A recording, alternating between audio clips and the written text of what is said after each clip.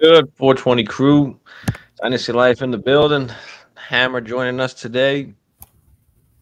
Oh, just today? Just just today? You know, I thought I was. sometimes you go on. So sometimes you go on these little streaks where you're just like, fuck this guy. Well, no, sometimes I go on streaks where I have stuff going on in life. It happens, but in the building, Fair. feeling pretty That good. is fair. What's good, everybody? Jay, Marty, Facebook, Kevin, Carl. Was good?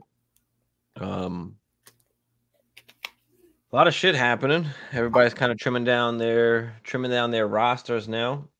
Today we're gonna talk about some dynasty players to avoid, whether just in general or in startups. We'll go over all the different positions. Carl says his favorite show on YouTube. Appreciate Hey, you, bro. we definitely appreciate that. Hammer always welcome. There you go. Thank you. See, Kevin, I'm feeling your vibe right now, Kevin. I appreciate that. Oh man. Jay said he's got an urgent trade advice question. Jay, throw it in Hit the us. chat. What Hell you yeah. got? Throw it out there quick. We'll answer some questions before we get into it. 12-team Superflex, start 9. Give my Charbs, Trey McBride, Josh Kelly, get Traylon Burks, Sean Tucker, and a mid-second at worst projecting. What do you think, Hammer? Give up Charbs, Trey McBride, and Josh Kelly. Get Traylon Burks, Sean Tucker, a 24 mid-second. Well, I kind of like Sharp, to be honest. And I like Trey McBride. Obviously, not as much this particular season. Like that Arizona situation is just melting down before our very eyes. But I do like Sharp. I think he's one of those really good RB2s at this point. Kenneth Walker dealing with the injury in the preseason, so I'm not that crazy about Traylon Burks. I don't know much about Sean Tucker, but I know what Sharp is. That's a tough one. I think I'm going to keep Sharp and Trey McBride at this point. I know you might feel a little bit differently. I think you. I'm not saying that you like Burks, but I think I know. I think I like Sharps enough.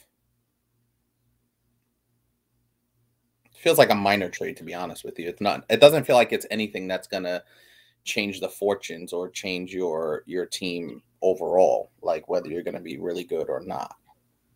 But I think I'm gonna stick with Charb and McBride.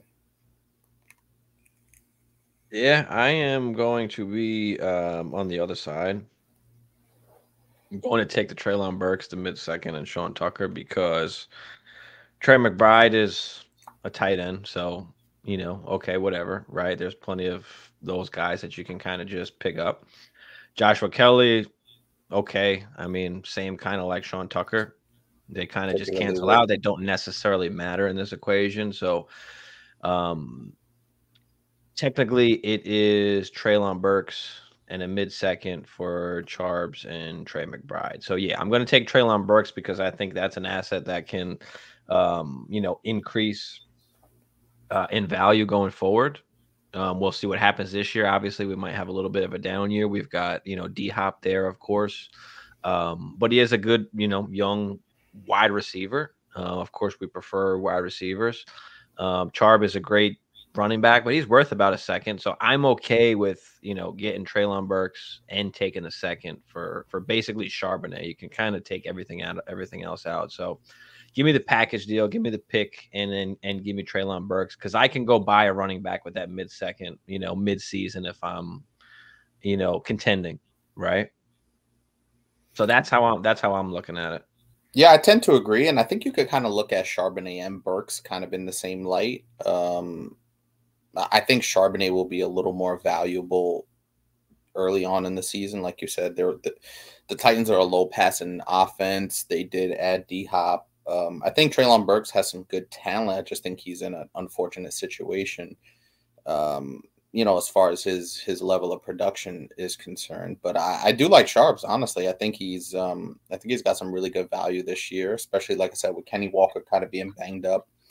towards the end of last season and then obviously into the preseason. So I think you could do the same thing with Sharps, where if Sharps comes out and has a really good first 2 to 3 weeks, then his value increases and you might be able to get maybe a little something more.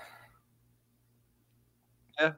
I mean, it's tough because I know, obviously Kenny Walker's still there. So there's always going to be like that cap, Ceiling. Yeah. it's always going to be kind of capped. Obviously, if Walker went down, Chubb would be, a beast coming in. But you can say that almost about any backup running back because any opportunity, Yeah. is good. I just feel like I can buy a Chubb level type guy with that second during the season or that production. And I just rather have the wide receiver. But you can go either side. I mean, it's not bad either way. But I'll take the package. I'll take the pick and Burks. Jay said, "What do you think of this offer? Kenny Walker, Khalil Herbert, Terry McLaurin, 2024 second for Kyle Pitts and Rashard White." What do you think about this one, Hammer? Kenny Walker, Herbert, and Terry, scary Terry, and the 2024 second, and you're getting Kyle Pitts and you're getting Rashard White. It's a tough one because you're getting 4 assets for 2. Right. So as much as I like Kyle Pitts, I think I'm taking the 4 assets in this situation. Now, if it's a tight end premium, changes it just a little bit, but I don't know, man. Kenny Walker's going to be good. Herbert's going to be good. McLaurin's going to be okay. And then the 2024 second, obviously, you can go out and buy things with that. So I think I might prefer the 3 assets. There's not a ton of context. We didn't really get any context behind it. How many starters? Is it tight end premium? How many teams in the league, et cetera, et cetera. But I think I like 4 assets for 2. I think I'm on the Walker side on this one. Yeah, I think if you're in win now mode, obviously you want the Kenny Walker, Herbert, and McLaurin side.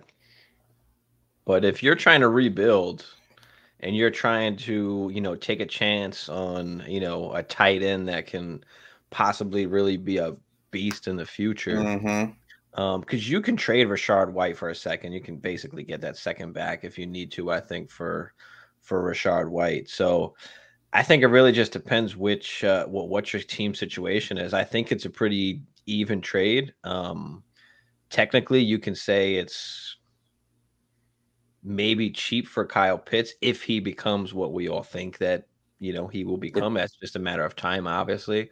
But yeah, it's a chance you've kind of gotta be willing to take. And now, if you are rebuilding, you do have to ask yourself, okay, is it worth me giving up, Walker, Herbert, and Terry in a second to go get Kyle Pitts, or should I go out and spend that value somewhere else at a different position?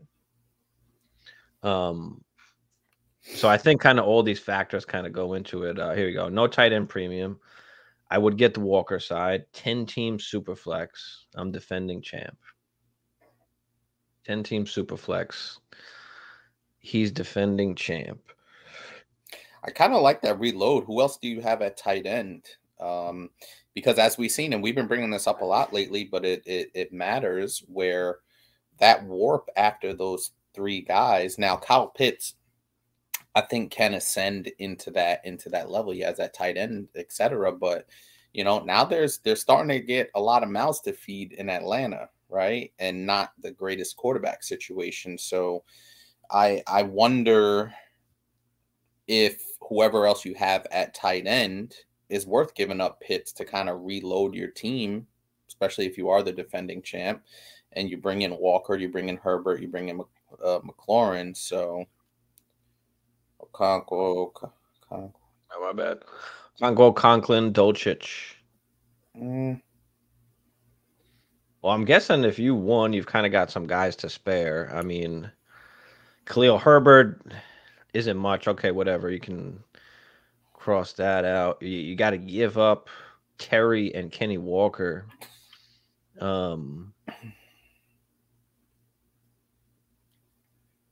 I don't think Terry or getting rid of Walker is kind of going to lose you anything, especially if you won last year and Kenny Walker was, out for a little bit. I'm okay with it. If you want to, because this is 10 team, we need hammers. We need to swing for the fences. So I'm guessing you've got hammers at other positions right now. If Quarterback and you wide won the receiver. ship, Yeah. and you didn't win on Terry and Walker's back.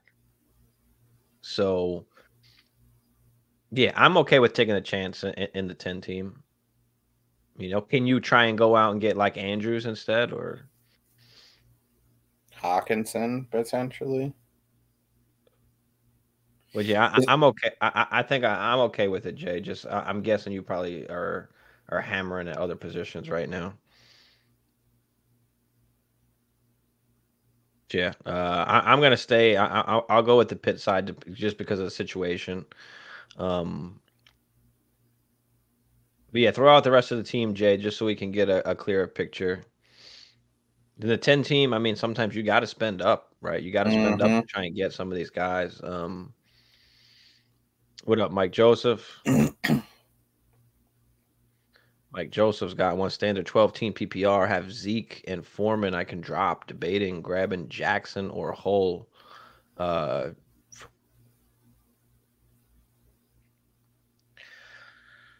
yeah, this is a tough one, right? Because JT obviously is going to miss time. Is he going to come back? I mean, he's got to play at least those 6 games. So I'm really not. I'm just staying away from the whole situation, to be honest. I mean, if you go with Zeke, you're talking about most likely a better offense. You're talking about the goal line work.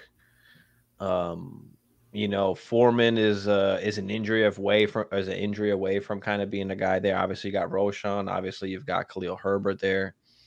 Um, that's I tough. would. I don't think I'm dropping any of them, to be honest. What do you I think? would. I would. Zeke, I think, is going to be pretty valuable as a flex, RB2 flex guy, because I think he's going to get a ton of goal line work.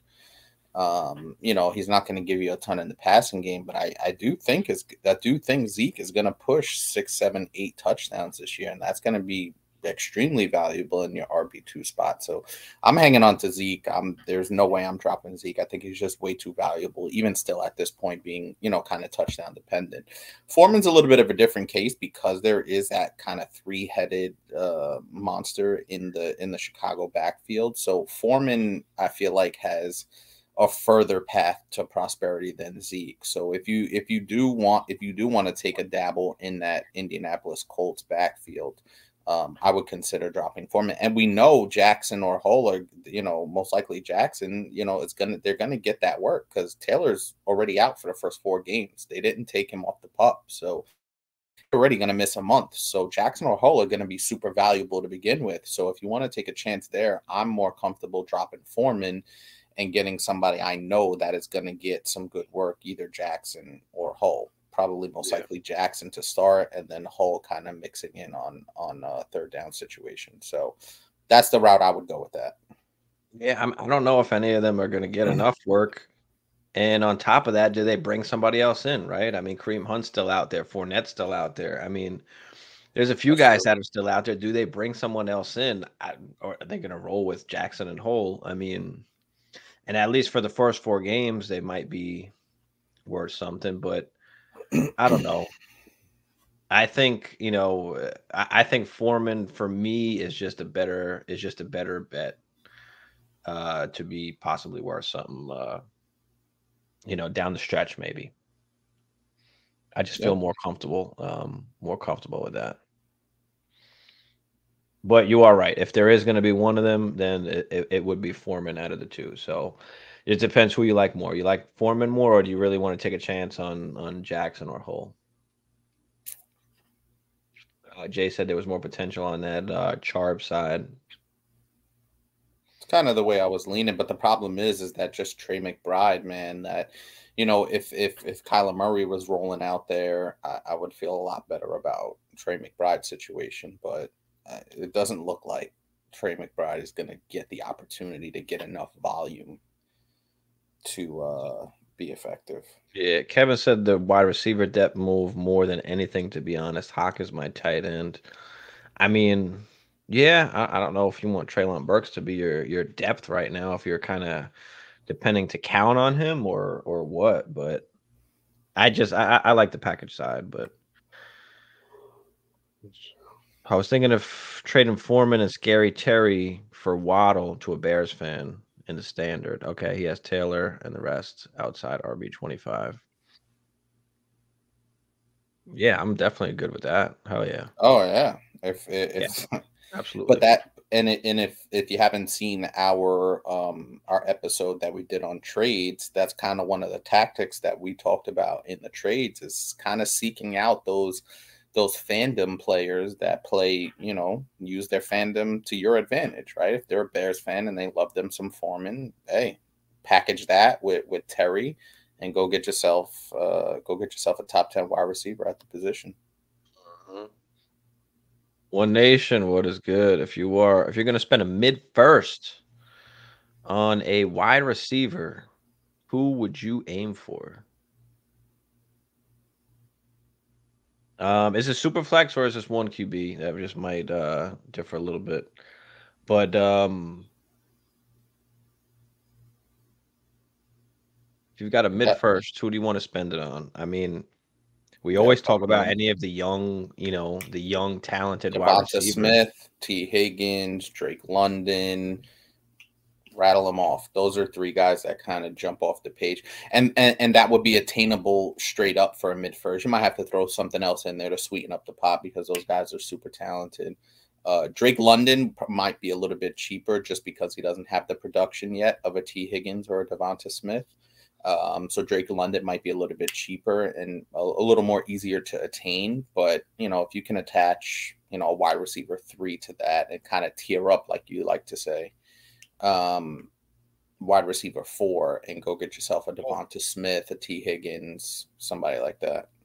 Yeah, I mean, I think it's going to be hard to get any of those guys just for a single, first right now, unless it's a team that is going to be tanking or losing, right? So, seek out the worst team and see who they have on that squad. Or, you might have to wait till, during the season or middle of the season to actually use that.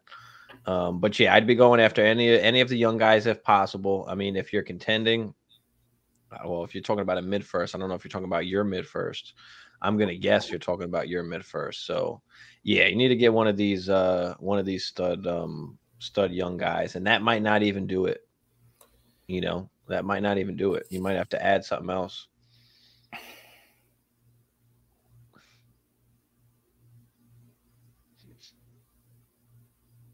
I got the assets to get a tight end. Yeah, Jay, I'm with you. That's what I figured. I mean, it's 10 teams, so swing for it. Again, I don't think those guys are going to kill you giving up them. How do you feel about Zappy getting cut? Mac Jones. It was interesting too because they cut their other quarterback, their third string quarterback, I believe. So Mhm. I maybe it's full steam ahead with Bill O'Brien and Mac Jones, but I think Mac Jones is a solid quarterback. I think last year they really set him up to fail, and I think we touched on that briefly in a previous episode where it's just like, the Patriots historically don't draft wide receivers very well. They draft tight ends or they bring in good tight ends, they bring in good backs, it seems good receiving backs as well. But they historically don't draft good wide receivers. But they have some pieces there where I think Mac Jones is a mid QB2. If he's your super flex quarterback, that's fine. If he's your QB2, QB3 in a 2 quarterback league, that's fine as well. So um, I think Mac Jones is good. He's not great. He's not going to win you a week, but if you need a stable quarterback, I think that just bodes well for him. His fantasy stock kind of stabilizes with those particular moves. Mhm. I mean, yeah, it was Malik Cunningham, I think, was the other one that they got Mm-hmm. rid of. And we got asked about Malik Cunningham, and it's just a constant, in preseason, like we've got to understand this. Most of these guys that are playing are they're fighting for a spot on the team, right? And most of these guys are either not going to make it or they get on the roster, right? It's either or. Mm-hmm. That's why, in preseason for us at least, or at least for me, I'm more focused on, what running backs might make the team, right? Who can I stick on the back end of my roster that possibly might have a spot on the team, whether it's the RB2 spot, the RB3 spot, who's kind of separating themselves there. Other than that, not really much. I mean, you could get yourself in trouble almost paying attention to, snap percentages and, who played who with the one offense and the two offense. Those things are where you can take advantage of certain areas and trade certain guys. But yeah, like Tank Dell, right? Everybody's so high right now on Tank Dell. You probably got him for a third in your in your rookie draft, or even a fourth, right? I Mm-hmm. seen him go in the third, fourth round. Now he's going off. He's going crazy, right? Can you trade him for a second? Can you trade him for a third? That's a win, right? You're increasing, you're increasing around. You're increasing yourself another chance to get somebody else. I mean, what is Tank Dell ever going to be in the NFL? What do you think his ceiling would be? For Tank Dell? Probably wide receiver 3, high end. Yeah, I From mean, what and I I would know. say even wide receiver 2, even pushing it, but that would be the best case scenario. But And if you can, he does have competition in that wide receiver room in Houston, right? Robert yeah, Woods, John Mechie, Nico Collins. Like, there's a mhm, lot of things now. Robert Woods is getting older, a little bit banged up. Mechie coming off obviously his health situation. So, but there is competition. They still have Damian Pierce there. They picked up Dalton Schultz. Let's not forget about that. He's a mhm. veteran, established pass catcher at the tight end position. So I tend to agree from that standpoint. Is like, damn, if you get him in the third or fourth round of your rookie draft and you get a 2 for him, you're basically upgrading your team. And And that what can you 2, do with? Go ahead, my bad. what can you do with the 2? I was getting ready to go that Exactly. along those lines, right? What is the Yep. value of that 2 in super flex leagues? You can attach that to a player and go out and get somebody. Hmm. Yeah, definitely. But yeah, I mean, Mac is the dude, I guess. Mac is the A, dude. You got to take that a big dude. step up. You know, got to take that big step up. I've been trying to sell Hull all day today, hoping to get a pick. Yeah, any second, well, I don't know if you'll get a second, but any third, even a fourth, I don't care. Just take anything. Take anything.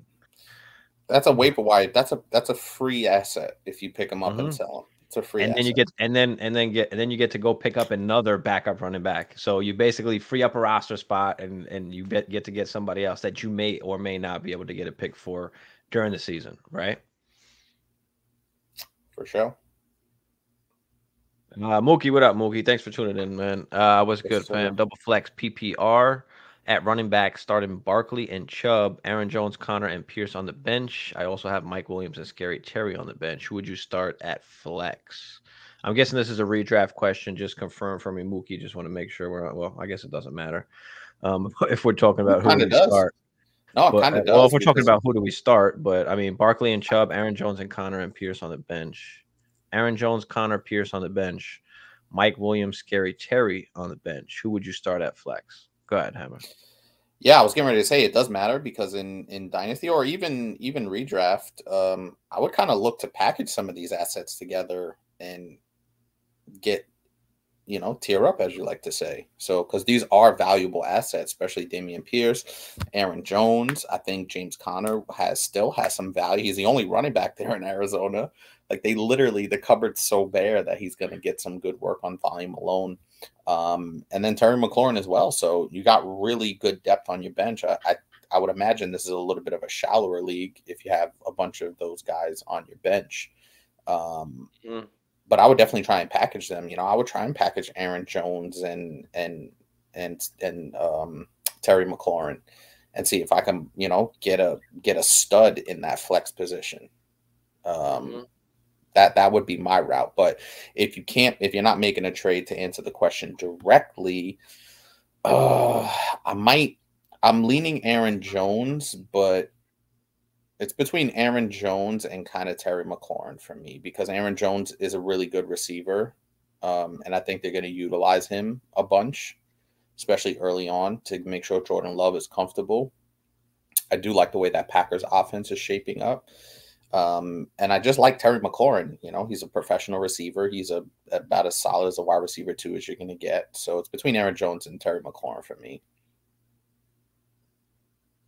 Depending on the matchup, how you feel about either one of those guys, but just trying to narrow it down a little bit. Yeah, I think I'm with you there on the Aaron Jones. I'm with you on Scary Terry as well, but Scary Terry is hurt, so that's something to just kind of keep an eye on. Hopefully, he starts the season okay. I'm not sure what the latest news is on him. I don't think I have any shares of Scary Terry so far. It actually says uncertain for week 1, turf toe. Exactly. So you're gonna have to play, Jones, Connor, Pierce, or Mike Will. I mean, how I'm not playing comfortable are Mike you Will. playing Mike Will? No, 0. No. If I have these guys, if I have Connor, just let's hypothetically say McLaurin's out, right? We'll just take that off the rip, right? If it's between Aaron Jones, James Conner, Damian Pierce, and Mike Williams is last on that list that I would consider starting. Aaron, third would probably be Connor, Pierce. I think it's Aaron Jones at this point, honestly. It's not two flexes, so we need one. We got to pick 2 of them. So Aaron Jones, and then who would you pick? Connor or Pierce? You said Mike Williams will be last. Yeah, Mike So Williams Connor is or definitely Pierce? Oof. I think it might be Connor just because the volume, especially That's early true. on. Or is it Mike Will? Because it is the beginning of the season, right? The He'll be first out game. there. How involved is Quentin Johnson gonna be? How involved is Quentin Johnson gonna be right away off the bat? So is Mike Williams really that bad of a No, play? it's not, but I just his up and down. And you know what? You can make that case because Mike Williams does seem to get off to hot starts during the season. So there is some case to be made for Mike Will. I've had him. He was really good when I had him a couple of years ago. In those first like 4 or 5 weeks, he was just absolute gold.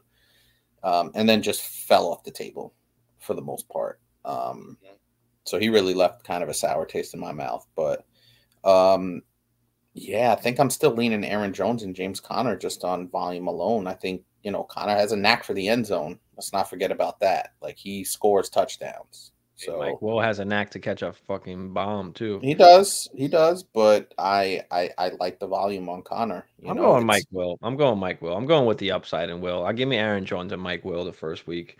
But honestly, I probably wouldn't play any of those guys. I'm making a trade before week 1 if you can.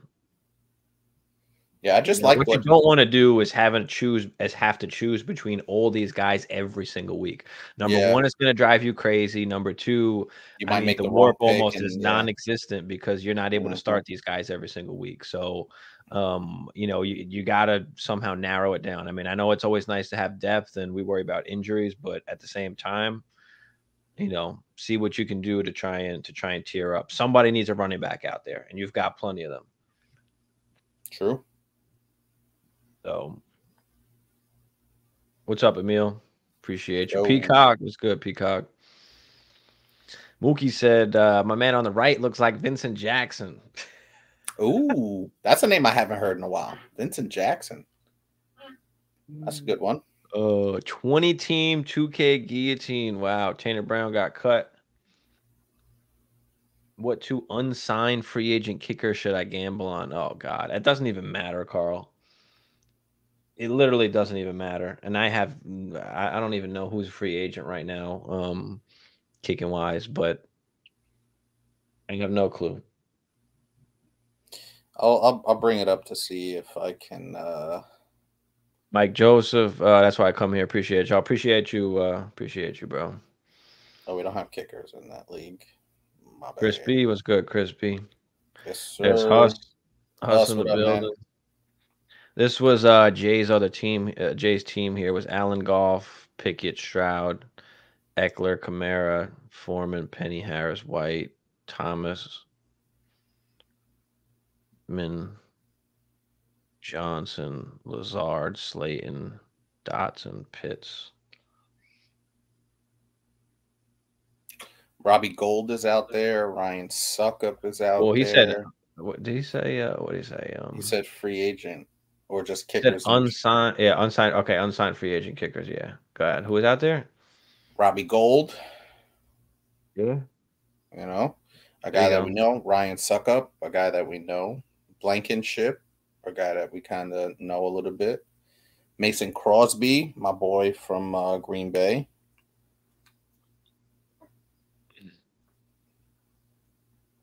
A couple names to throw out there. Oh, Allen Goff, Pickett, Stroud. I love that QB room. Jay. Eckler, Kamara, Foreman, Perry. And you're giving up. You were giving up Kenny Walker and Scary Terry.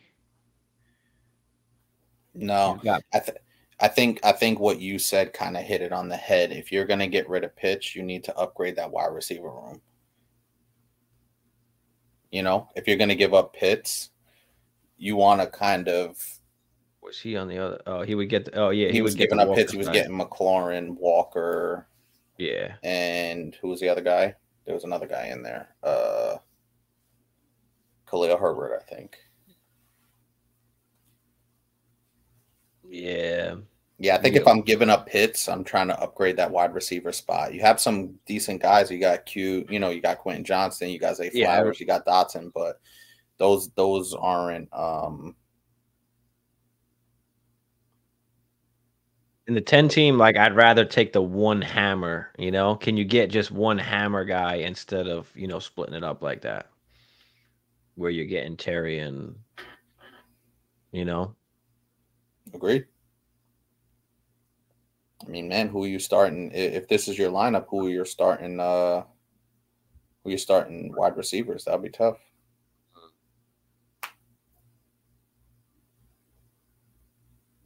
Meal said, would you trade Ramondre and Damian Pierce for JT Waller and Damian Harris? Is this redraft or redraft? Okay. Yeah, guys, just make sure be specific. We do both the dynasty and the redraft, but just make sure be specific so we know exactly what we're talking about here. But redraft, trade Ramondre and Damian Pierce for JT Waller and Damian Harris. That's a tough one. I think we need a little more context. I'm not doing it with the current JT situation. Yeah, I'm not doing it. Fuck that. I know. Because you might not have him this year, especially if it's redraft. Then it's an absolute redraft. We're talking about redraft. Yeah, it has to be a no, right? Has to be. I'm not. He might not play this year. JT. You can't take that risk on JT. I mean, it would be nice to have Waller if he even could stay healthy, but I like Mac with Bill O'Brien. That's true. And the thing with Bill O'Brien is he's a true play caller. He knows Bill Belichick. Obviously, he's been in that, with that organization for a while. He left, when he was coaching in Houston, but that you can't have Matt Patricia, a defensive coordinator, calling offensive plays, and who was it? Joe Judge, like a special teams guy play calling. Like even when we saw it last year, I don't know if you remember when Mac Jones was on the sideline, like what the fuck are we doing? Basically. So I do like Bill O'Brien to kind of stabilize that offense. And they have some good pieces, honestly, at the tight end, at the running back. You got Juju, in that wide receiver room. He's capable, obviously. So I like Mac to be a solid quarterback in that 18 to 22 range. What up, Bogey? Bogey in the building. Mike Joseph said he rejected that quick. I have Mixon and Madison, Foreman and Zeke on the bench, thinking of sending Montgomery and Hollywood for Waddle. Done. Yeah. Done. Send it. Robert Woods familiar with the system, phenomenal at blocking downfield. Yeah. Nico Collins. Yeah, Nico's been good, but so many guys there. Actually like Dolan Schultz as a sneaky guy that can give you good production. I think we forgot he went to Houston. Like it wasn't a big thing, and with that Texans situation, obviously they got CJ Stroud in there. They're a young team. They're not really expected to win a ton. I think we forget that Dalton Schultz was pretty good a couple of years ago. And I think he's more than capable. I think Dalton Schultz has a real shot at top 10. Yeah, it's possible. Oogie said makes sense. Good take. Thanks. No problem, bro. Appreciate you. I like Terry week 1. Yeah, if Terry's ready for week 1, that's the thing. We don't know if he's ready. And, is it worth it to risk playing him that week? It says uncertain. With some of the other guys. You got to wait till we get closer and find out. But yeah, I would play Terry if he's all healthy and ready to go. Would you trade Kamara, Pierce, Brian Robinson for JT Waller? And why are you in love with getting JT right now? This is not the guy to go out and get. The thing is, he's definitely not playing for the first month. And in redraft, not the problem, but you have to come to the realization that in redraft, 4 weeks can make or break your season, right? It's not nothing. Essentially, that's what are we playing? 14 weeks. So you're looking at basically a quarter, 20% of the season. So it's not good, and to have to give up multiple assets that will be valuable now. But you could look at it on another side. If you're giving up Kamara, Kamara's going to miss 3 games. So does that offset? But we know Kamara's definitely coming back. That's the thing. We don't know if JT's definitely coming back. Still losing Pierce and Robinson. Yeah, that's you're basically banking on JT getting traded and getting a contract from somebody. That's basically what you're banking on with JT, basically.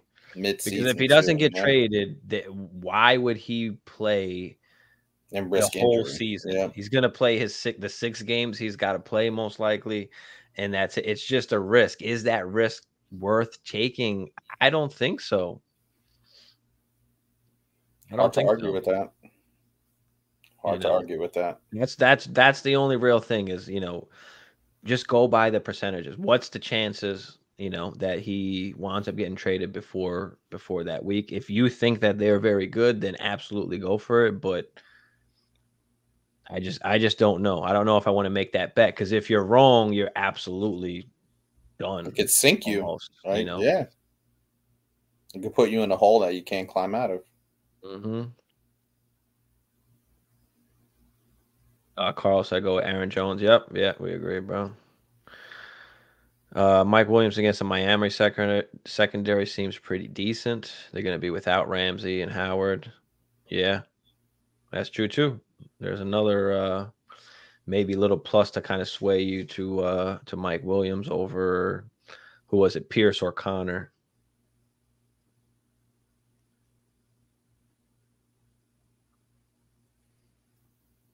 Oh yeah, Arizona basically threw in the flag already. They're like, fuck it, we're tanking. Now, the interesting thing is, what are they going to do, right? Are they going to just keep Kyler Murray and kind of try and build around that, right? Do they go and get Marvin Harrison Jr., or are they tanking for Caleb and they're going to trade Kyler, right? I think multiple different things. Yeah, and I was actually having a conversation with Bagala this morning about that Arizona situation where they cut Colt McCoy. So they're not trying to win. Right. They're not trying to win at all. And that was basically the white flag when they cut Colt McCoy and traded for Josh Dobbs. Everybody recognizes that. So it's actually a good point. Crazy. It's actually a good point that Bogey's making in terms of they're going to be playing from behind a lot, with the volume from Connor. But I still, even last year, right? They were playing from behind a ton, and Connor was still able to be productive, particularly in the second half of the season, when there didn't seem like there was a ton of play for out there in Arizona. So I just think somebody's going to have to score on that team. I'm not saying it's going to be a lot, but I think Connor still has some value considering he's the only really guy you could trust out there. Obviously, you have Hollywood, but that's a little more dependent on the QB getting him the ball in the right spots. Connor, you could just turn around and hand it off, run some screens, et cetera, et cetera. Yeah. No, I agree. But what if we look at the other side? What if we play the other side of Connor and say, yeah, that team is going to be so bad in the second half of the season. Is it worth it for him to take that toll on his on his body. Do they And he start already playing does some have an young? injury history. Do they start playing some younger guys just to see what they have, right? And maybe gain some value in some of these guys, some of these backup guys they have, right? Well, for a guy like Connor, I'm not saying this was more of a week one question. That's kind of why I was pointing to Connor. No, I know. I'm So just talking about in general, but yeah, no, in general, listen, if Connor, especially if you have Connor on your team and he's either your first bench guy, your second flex guy, etc., if he has a really good 1-2 weeks in the beginning, I'm moving off him, regardless if it's redraft or dynasty. I'm moving off of him. Reed Caddy, what up, Caddy? It's been a while, brother. Appreciate you. It has been a while. I feel like my running backs need the most upgrading. Yeah. I mean, it's not a bad trade to come off of Pitts. I would just search around and see what's the best. Like, what's the best that you can do? What's the best that you can get?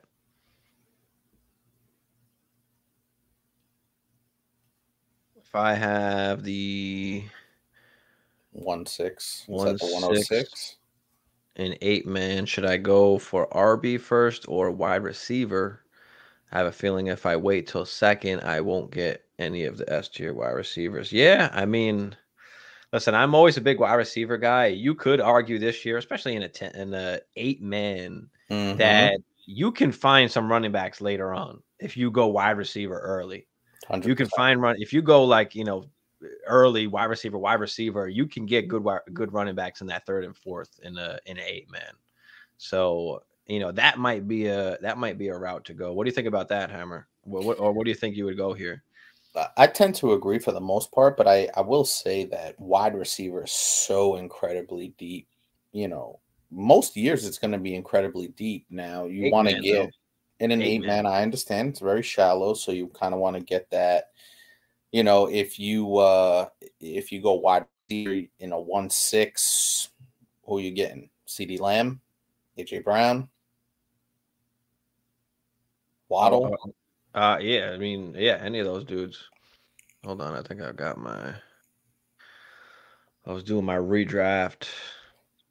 So yeah, I mean, for me, it's like JJ, Chase, Cheetah, Diggs, Cup, CD, St. Brown, AJ Brown, Garrett Wilson. I would Waddle, honestly, Ridley. I would have Cup a little further down just You could put because Cup further down. You could put Cup further down. of some things I've been hearing that I'm not in love with. That's the risk. Yep, Cup is a risk reward.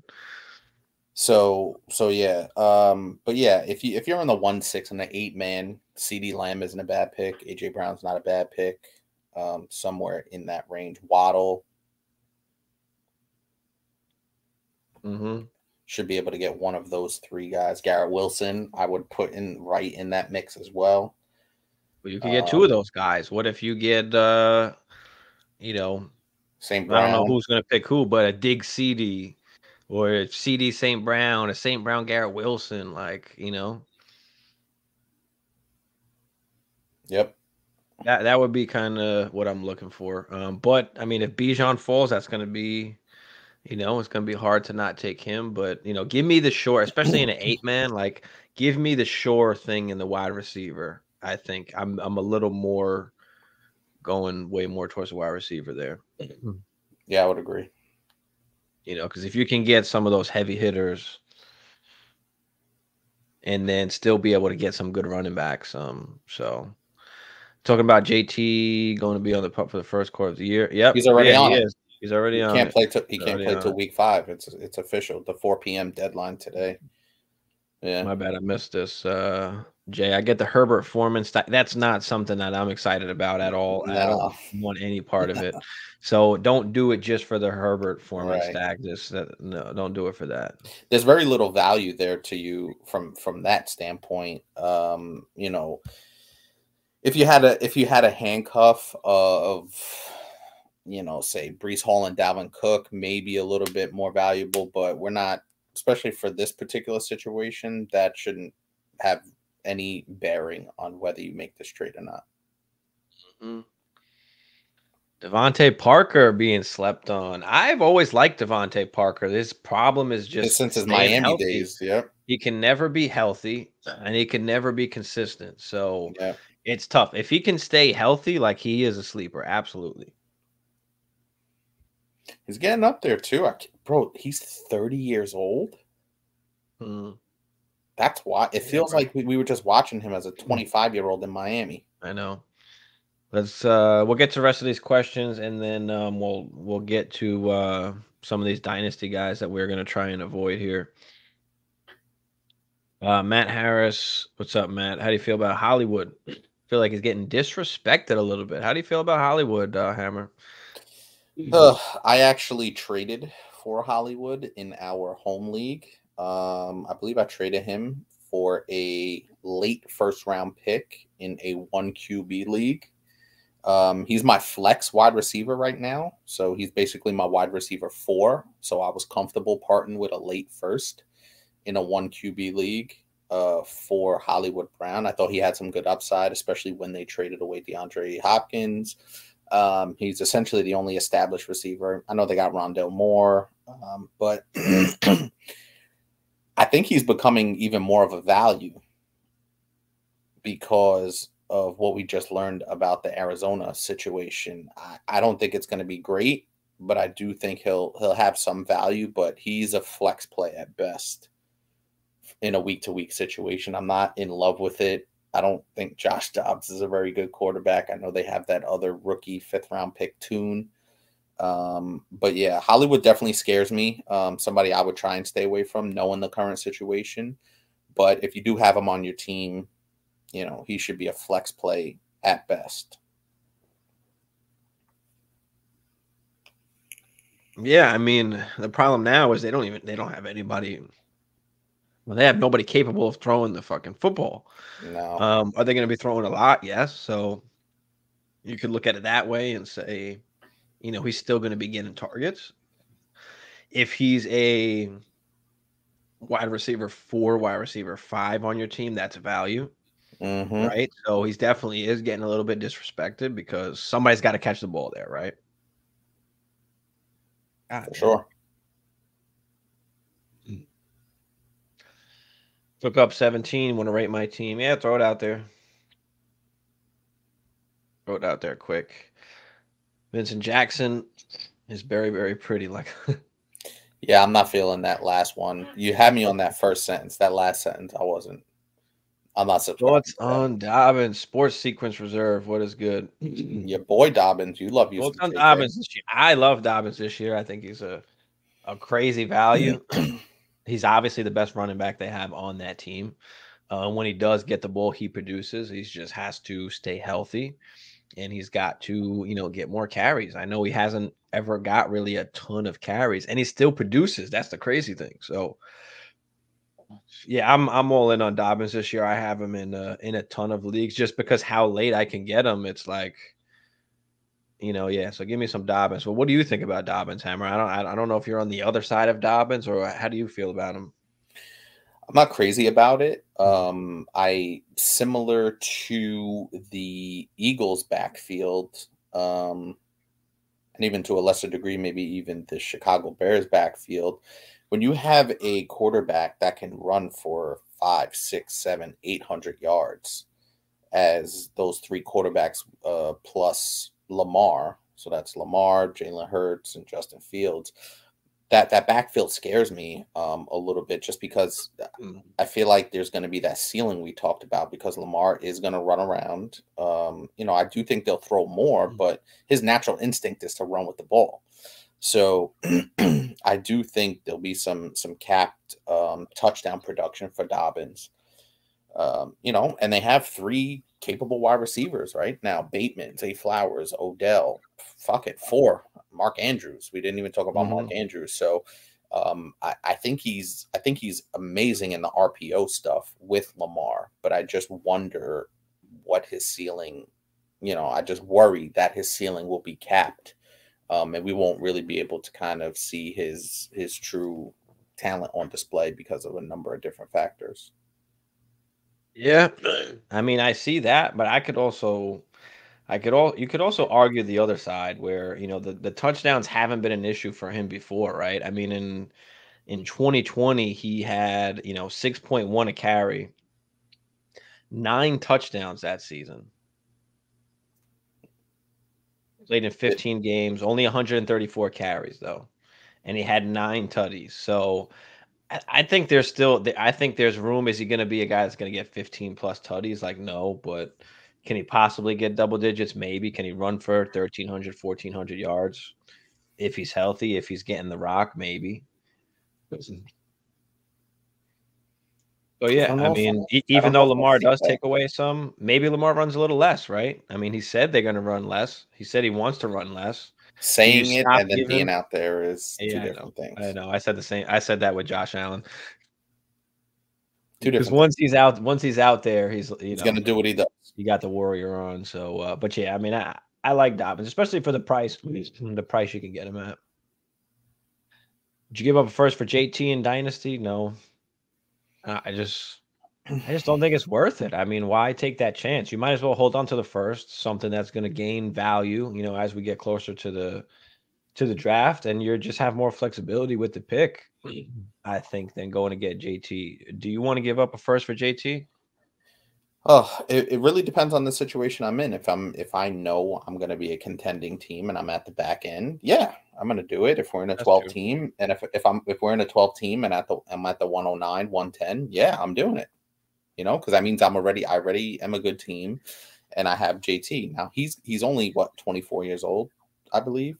So, and he doesn't have a ton of mileage. He has, some good mileage, but I think he still has another 3 to 4 productive years relative to his age and the running back situation. So, if I'm a contending team and I'm anywhere from the 109 to the 112 in a 12 team league, I would do that.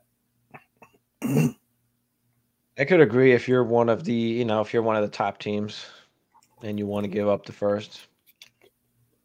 I'm still a little more reluctant because I might be able to do something better or more for that first, but 12-man PPR, 7th pick. Should I take Kelsey, Diggs, or Bijan? Ooh, that is That's tough. spicy. That's tough for me. I think I'm back and forth like Kelsey and Bijan. It's either Kelsey or Bijan for me. It's not Diggs. So for me, I would eliminate Diggs. I don't know about you, but what do you think, Hammer? Yeah, I'm in a similar situation because I think I was at the 107 or the 108, I believe, in one of our redrafts, and Kelsey got taken right before me, if I'm not mistaken. Yeah, I think the pick might be Kelsey, Hmm. just because of that advantage that we've been kind of talking about over the last couple of shows. But listen, if you took Bijan, I don't think many people would be upset. No, no, not at all. I'm gonna go with Kelsey here as well, but yeah, I'm not upset if you take Bijan at all. Madison's a redraft sleeper. Yeah, he's going decently late enough where you can grab him at a late point. If you go wide receiver early or go like hero RB, you can grab Madison as your RB2 at a pretty decent spot. Hmm. Rejected, gambled on Hull and dropped Foreman. Okay. Redraft, have Hurts, Golf, Mixon, Madison, Montgomery, Zeke, AJ Brown, St. Brown, Terry, Hollywood, Deontay Johnson. Nice, Deontay Johnson. I like that. That's pretty good. I like that. Monty is going like so late. Like Monty's really getting disrespected.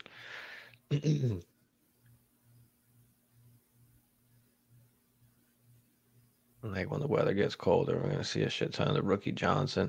Yeah, that's the tough part too, because over the course of the season, I think Johnson Mm, is it might start to stand out a little bit, and might start taking some work. So we'll see how it goes. I mean, early on, it's gonna be probably a shit show.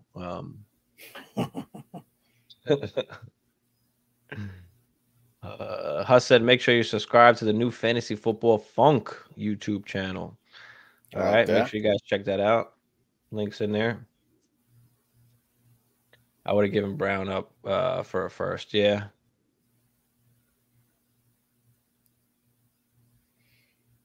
That would chime with Josh Dobbs in Cleveland. Yeah, it was definitely weird. Once they did that, it was kind of like, all right, something is about to go down. They're blatantly just Yeah, saying, openly okay, tanking, we're openly tanking, tanking. and Yeah, what the fuck are y'all gonna do about it? right. Because it's crazy about that because I was talking with Bagala and I was like, listen, Colt McCoy is not a world beater, but if they had Colt McCoy in there, they'd win 3 or 4 games and potentially miss out on that pick. And also, don't forget, Arizona has the Houston pick Mhm.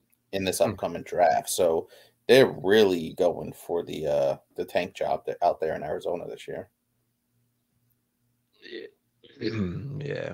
Well, think about it. They're gonna have two top picks, right? Don't they have Hmm. the Texans pick too? So yeah, wouldn't you tank? Yeah. If you don't, we got no shot at winning the Super Bowl. Yeah, So you know, Kyler Murray's not going to make the difference between, especially on this particular team, the way it is, hmm you know.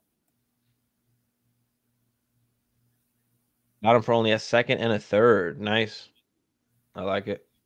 Wide receiver 4. Yeah, that's fine. That's fine. Especially in Dynasty. Going forward, I like Hollywood because now next year he's either playing with Kyler or he's playing Hmm. with, Caleb Williams. Um Now there is a chance that if they do wind up keeping Kyler, maybe they go get Marvin Harrison Jr. and Hmm. bring in a wide receiver, but I still like Hollywood as a decent, wide receiver 2-ish, wide receiver 3, wide receiver 2 kind of upside. But Yep. we'll see what happens. Devontae Adams is probably he's on the back end of my, top 12-ish wide receivers for redraft. I think redraft Devontae Adams is probably in that 9-ish range for me, 8, Mhm. 9, 10, somewhere in there. I think I'm bumping Cooper Cup down just a bit because of some of the things that, I don't really like about that situation. I think regardless of the situation in Vegas this year, I think Devontae Adams, as long as he's healthy, he's going to be out there. Mhm. So if I actually had the pick between Cooper Cup and Devontae Adams, like if that was my only choice, I think I'm taking Devontae Adams over Cooper Cup this year in redraft. Mookie said 12-man PPR dynasty. Rookies I picked up for growth. Tank, Sean Tucker, Mingo, Michael Wilson, Cedric Tillman. They were stashing for the future. Thoughts? Well, Thoughts? if you have that taxi squad, absolutely, that's what it's there for. Mm-hmm. I have a couple of guys on my taxi. I think I have Sam Laporta on one of my taxis, Michael Mayer on one of my taxis. So yeah, absolutely, these guys are definitely. I think I think Tank Bigsby to a lesser degree because we see the running backs kind of, especially those RB2s on the depth chart as rookies, kind of make more of an impact right away than some of these wide receivers on teams with established players. So a guy like Mingo, a guy like Tillman, those are guys worth kind of stashing. And who knows, maybe by week 9, week 10, I keep pointing to the Amon-Ra St. Brown situation where he just came out of nowhere. He was on the waiver wire and people picked him up, and now he's a top 10 pick for dynasty wide receivers. Yeah. I think when we're talking about the running backs, I don't know if necessarily you want to use the word growth. The running backs, you're just looking for anybody on a roster that can possibly get a shot at playing. I don't think any of these guys are or running backs at least are going to be guys that are going to take over a backfield and become the 3 down workhorse of the future. Like that's not Hmm. happening. So I think, definitely, understand that. But yeah, you've got Tank is going to get some work. And obviously an injury happens, he's going to be the guy for Hmm. the time being. Sean Tucker, same kind of thing. He might get some playing work. He might take a little bit longer. It might take him maybe the mid half of the season, second half of the season. You might see him come along. Mingo, I like a lot. I think he's a kind of sneaky guy that people are kind of forgetting about after the draft. Like everybody was all hyped up when the draft happened, and now people are kind of like, okay, whatever. But he's going at a value, so I like him, for the future. He's just not going to be a guy for this year that's going to go off. Same thing with Cedric Tillman. You might have to wait a year or two. There's just a lot of guys on the Browns right now. He's tied to a Hmm. good quarterback, so he can become, the number 3 there. Who knows what's going to happen with Amari Cooper in the next couple years. So you know, he does have a chance to be something.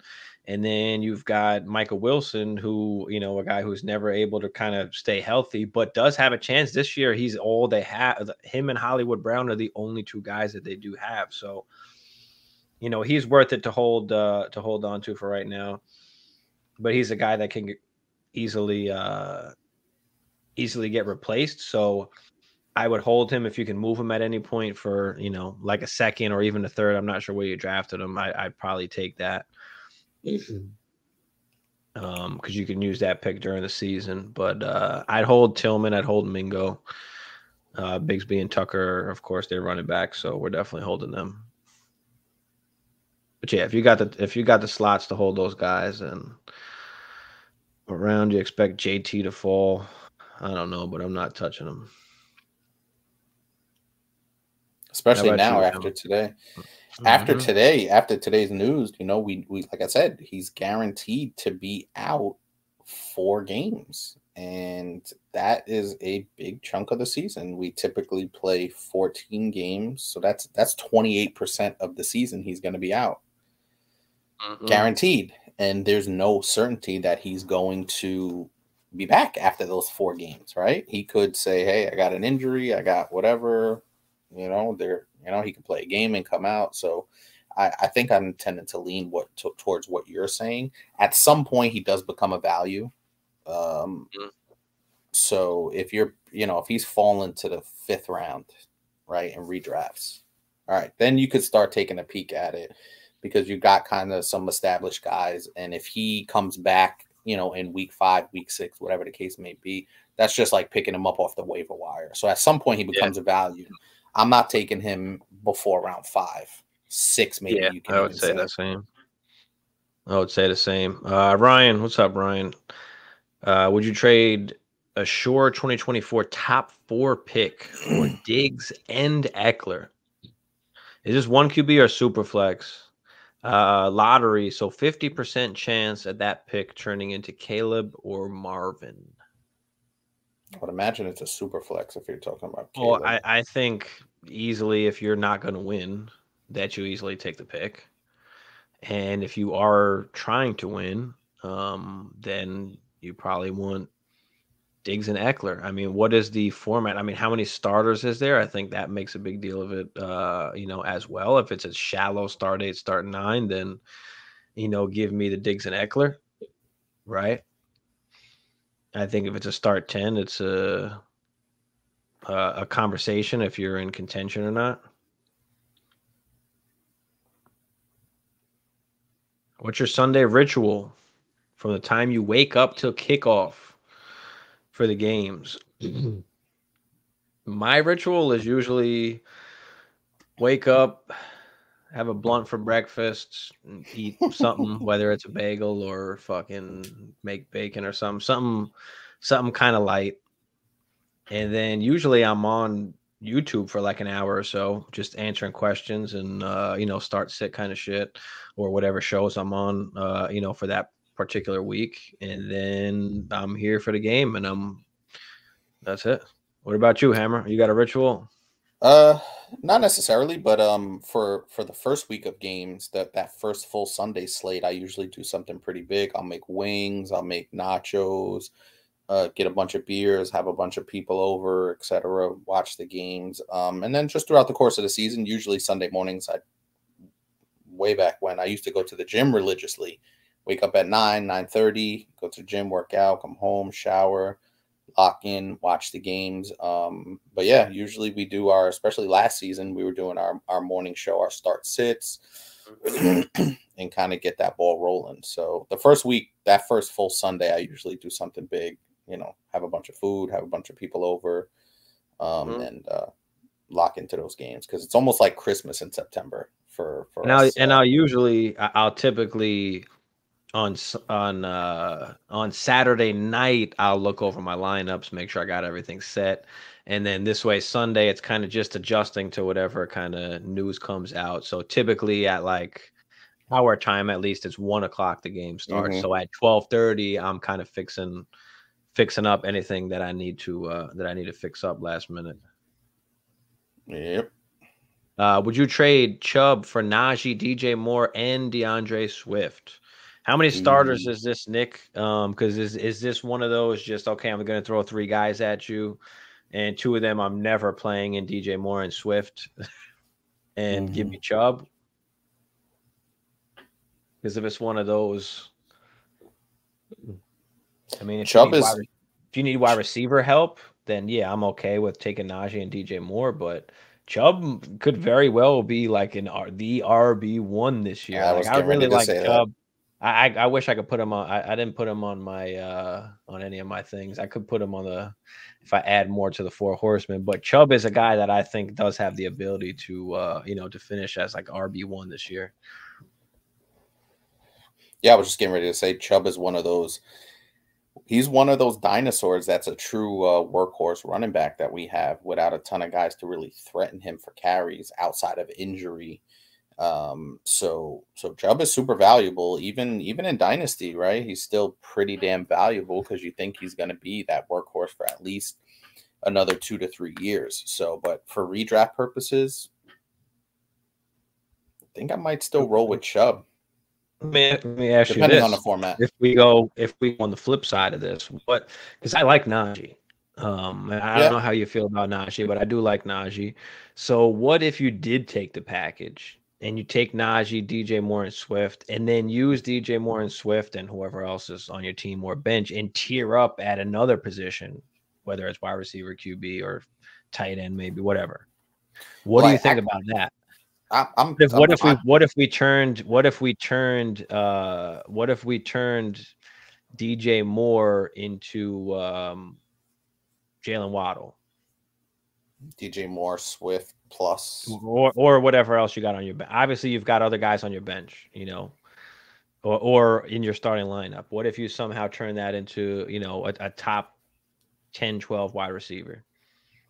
I don't know if that's realistic just because DJ Moore, I think he has good value, but I don't think he has that much value to get Waddle. You probably have to give up a ton, probably 3 guys for Waddle. So I don't know if that's realistic, but just to get back to your initial question was how much do I like Najee? I liked him enough to pick him in our Dynasty subscriber league draft. So I do like Najee a lot. I think he's a really good bounce back candidate. He feels top 8-ish, 10-ish to me at the running back position. But I do think Chubb is just, like you said, along with CMC, Bijan, you could throw in there.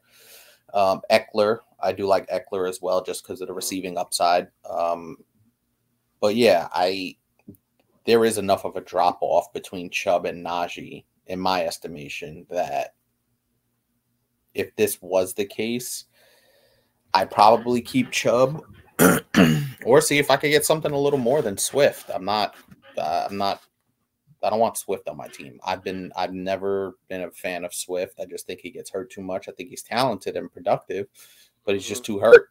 And now he's in a situation in Philadelphia where he's got a ridiculous room of running backs where, it's just not enough for me to be able to count on him consistently. So it's really Chubb for Najee and DJ Moore.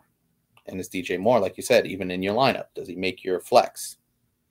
Yeah, that's what I'm saying. I think it would depend on your league and know your league, right? Are you going to be able to, move DJ Moore and something else to kind of tier up? If not, then hold on to Chubb. But I mean, if the package works and gives you more assets to trade up and help your team in other ways, then I'm okay then I'm okay with it. So redraft: Lamar, Pollard, Dobbins, AJ Brown, Ridley, Pitts, Montgomery, Quentin Johnson, Elijah Moore, Bateman on the bench, Lance, Pollard, Dobbins, AJ Brown, Ridley, Pitts, Montgomery, Quentin Johnson, and Elijah Moore. Yeah, I like it. It's a nice squad.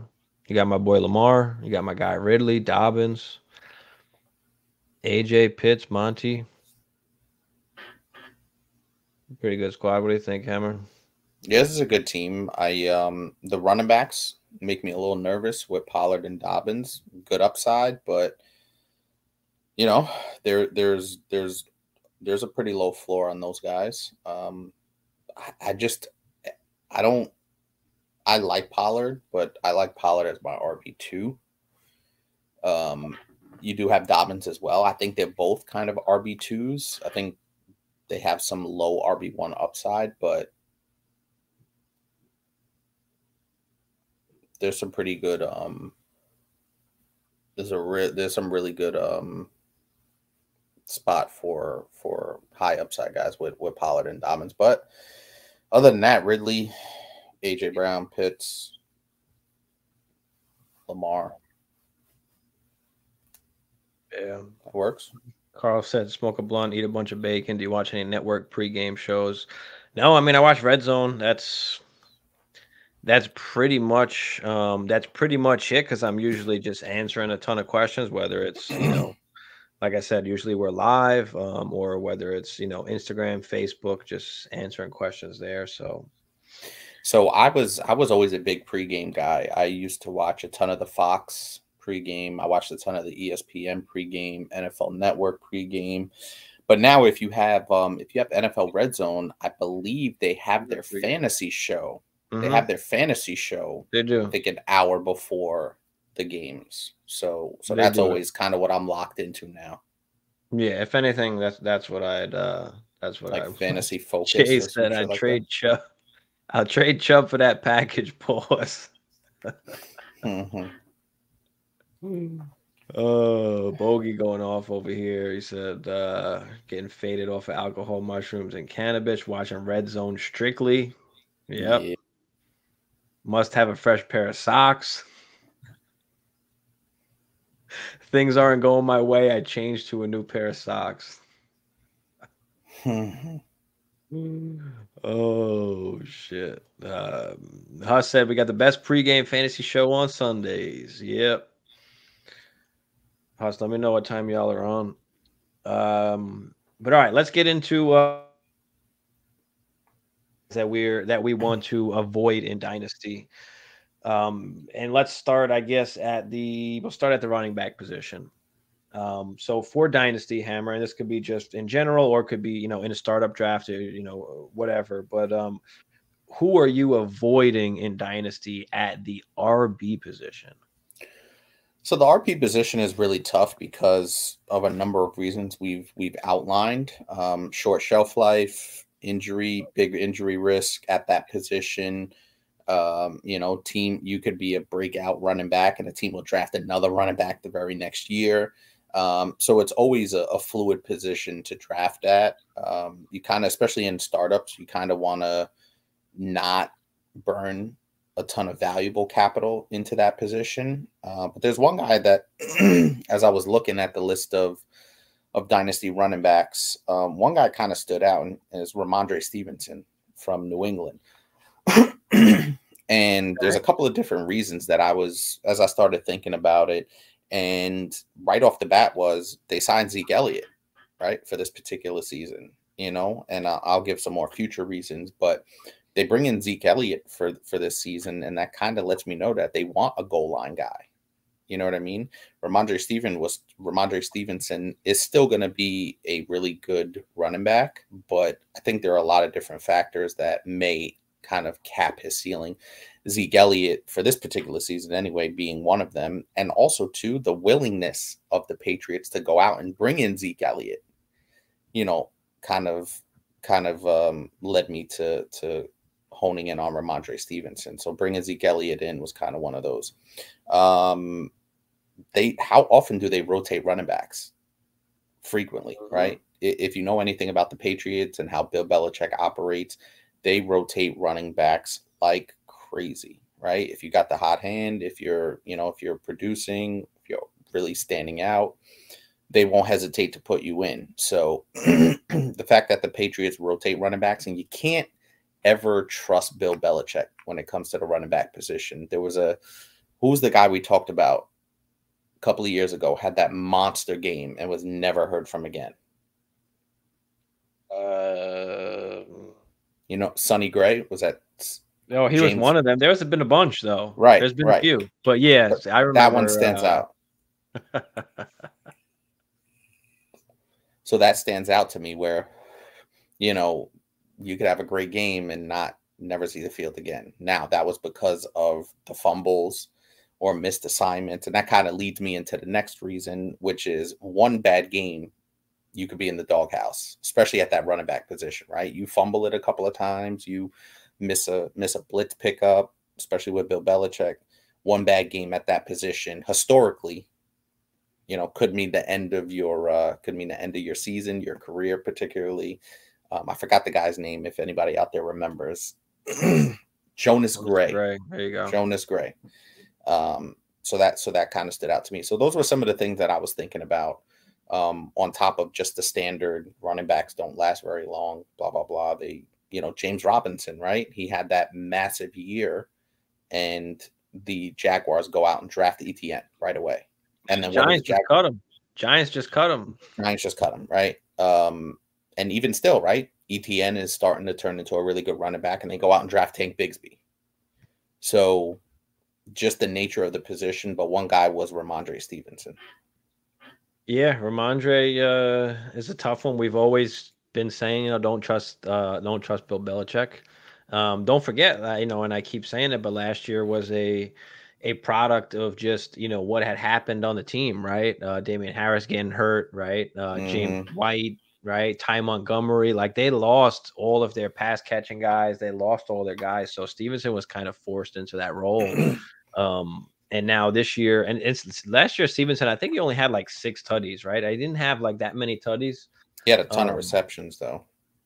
Had a ton of receptions. So like you said, Zeke is definitely going to take some tutties away. How much else is it going to take away? I don't know. But I think Stevenson's like a, back end RB1 at best, at absolute best, but more of kind of, a high end RB2, like for me. So I like Stevenson, but yeah, when we're talking about in Dynasty, I'm not really trying to draft him where he's getting drafted.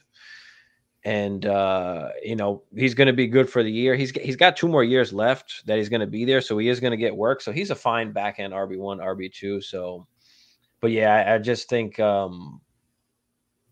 he is a good person to avoid or use to trade to try and get something else. It's just running backs in general, as we always say, just expendable. Which brings me to my running back that I'm avoiding in Dynasty. Is Tony Pasta.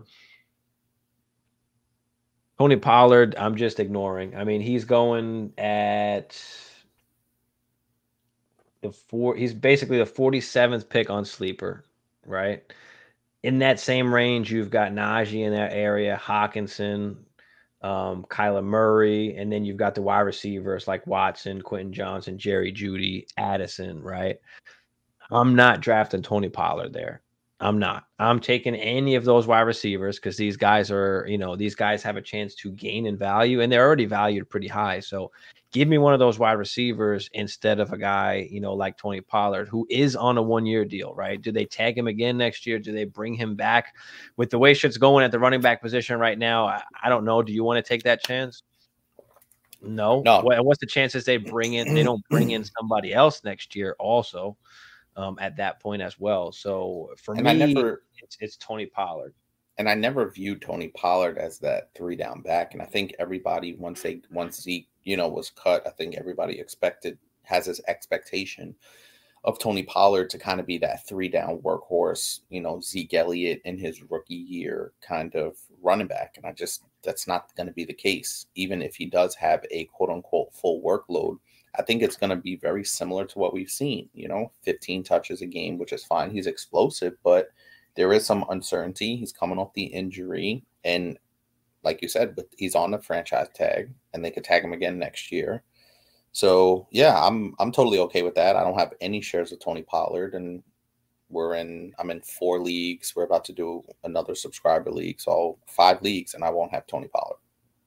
I mean, listen, he was very efficient for the touches that he got, but with the more touches you get, the less efficient you are going to be. You're not going to have, you don't have a Zeke in there pounding through the line and pounding in the hole and wearing down the defense, and then you're coming in as that change of pace guy and just fucking running through everybody.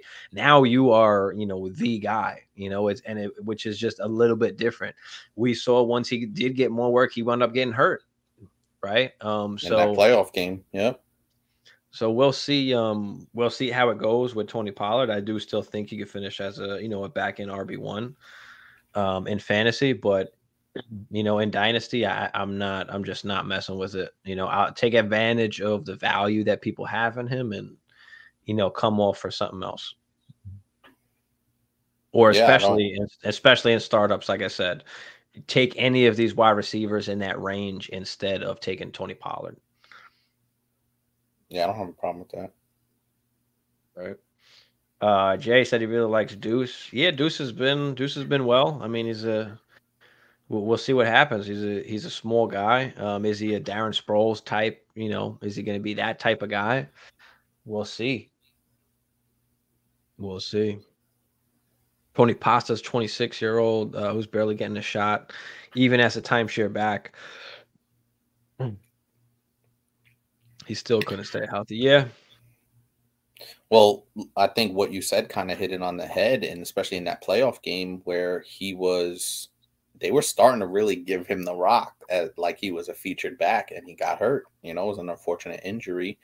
And like you said, as you get more carries and more touches and become more of the featured guy, your efficiency is going to go down, and your risk of injury goes way up. Mm-hmm. Your body fatigues a lot faster. All right, let's move on to the wide receiver position. Okay. Who is a guy that you are avoiding at the wide receiver position in Dynasty? This was actually a fairly easy pick when I started really looking at the list of guys and who stands out. Now, obviously this is going to be a more veteran guy. But even guys like Devontae Adams, Cooper Kupp I talked about, and I have some reservations with Cooper Kupp, and I still do like him. But I'm going to go with Deebo Samuel on this one. And there's really a couple of reasons. The first one, I believe we've seen his ceiling already. That crazy year he had a couple of years ago, I feel like that was the ceiling year for him. He got a ton of the rushing work. The opportunities were there, and he really made the most of it. He got his bag coming off that monster season, and I truly believe we've seen the ceiling for Deebo Samuel. And I believe it was 2021 that he had that monster year. So I'm just gonna look it up really quick so I can give you the exact information. So yeah, in 2021, he played all 16 games. He was the number 2 wide receiver in half PPR, 77 grabs, 1,400 yards, 6 touchdowns. Where he really kicked ass was in the running game. 59 rushing attempts, 360 yards, and another 8 touchdowns on the ground. And that kind of leads me into my next point is the rushing upside is not there anymore. The rushing upside is gone, right? They have CMC, they have Eli Mitchell. So the rushing upside is just not going to be there anymore. Another reason, he's getting older. Like, he's 27 years old, going to go into his 28th season. And that's typically when we start to see guys slow down a little bit. I know Devontae's getting up there, Kupp's getting up there a little bit, but they didn't take a lot of that rushing wear down on his body. So he is getting a little bit older. And then the last reason is there's a ton of offensive weapons on that team now, right? Mm-hmm. When you added CMC last year, Brandon Ayuk, George Kittle, Eli Mitchell. So there's a ton of offensive weapons that I think he's not the featured guy. I know Brock Purdy is a quarterback now, so that's kind of all the reasons why I'm avoiding Deebo Samuel. Now, what if, because Ayuk's in a contract year, right? What if Ayuk doesn't re-sign with 49ers? Do you feel a little bit better about Deebo? No, I'm still avoiding him, and there's a couple of the reasons, because he'll be a year older. I talked about the rushing upside. It's never gonna be what it was. And those are the 2 reasons that I would counter if they don't re-sign Ayuk. He's gonna be another year older, and that rushing upside is not there. Well, I mean, look at his ADP in Superflex. I mean, 58. when you're looking at Debo, same range as the Addisons, Judys, Quentin Johnsons, Christian Watsons, Javonte Williams, J.K., Michael Pittman, Pickens. Are you taking him over any of those guys? I would consider Pickens just because I still think Deebo Samuel has more upside on a week-to-week basis than Pickens because it still is a good offense. And I still think Deebo can make plays. Watson, probably not. I think I'd like Christian Watson, significantly younger. And I think Christian Watson has similar game-breaking ability on a week-to-week basis. So really the only guy I would say maybe Pickens, I would still take Deebo over. Ayuk or Debo Dynasty? That's tough, man. I don't know. I don't remember exactly what Debo's contract is. He's got a good enough contract. I don't know how much longer he I got don't a remember few years. Yeah, I don't remember the years or anything like that. I don't know. I might lean Ayuk.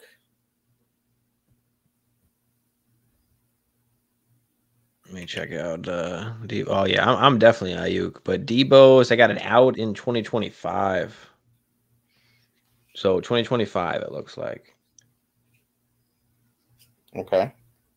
Looks like some options or whatever in 26 and 27. Yeah, I think I'm still leaning Ayuk here. Yeah, me too. I'm definitely going Ayuk. So my wide receiver I'm avoiding in Dynasty is one that you brought up earlier and kept bringing up is Cooper Kupp, right? Staying away from Cooper Kupp. We don't know what's happening with Stafford. Apparently now Stafford's not able to like gel with his teammates and able to communicate with them. I mean, the whole report came out with what the wife said and all that. Is this team going to be any good? Is he going to, is Stafford going to play the whole season, right? If this team is trash and they're not winning, are they going to start playing, Stenson Bennett or something like that? Similar to last year. Yeah. Right. Similar to last year. Exactly. Does that happen? Is Stafford able to play the whole season? Is his arm fully healthy now? So, there are concerns because if it's not Stafford back there, then, Kupp is not the Kupp that, we know or that we want. So I think that's going to be a big thing. On top of that, Kupp is going at what? ADP of 30, I think, right now. Which is crazy because in that range, that's the, T. Higgins, Jahmyr Gibbs, Saquon, Devonta Smith, Mark Andrews, Jacobs, JSN, DK, Drake London. I mean,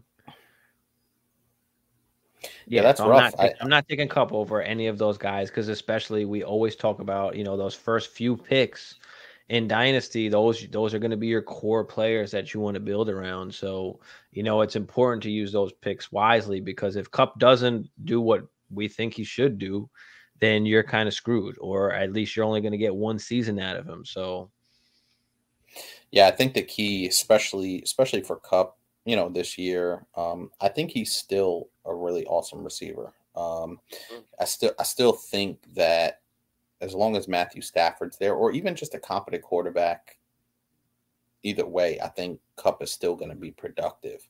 The thing I do worry about, and we kind of touched on this earlier, is if they're just out of it, right? And he has any kind of injury, what is the reason to rush back?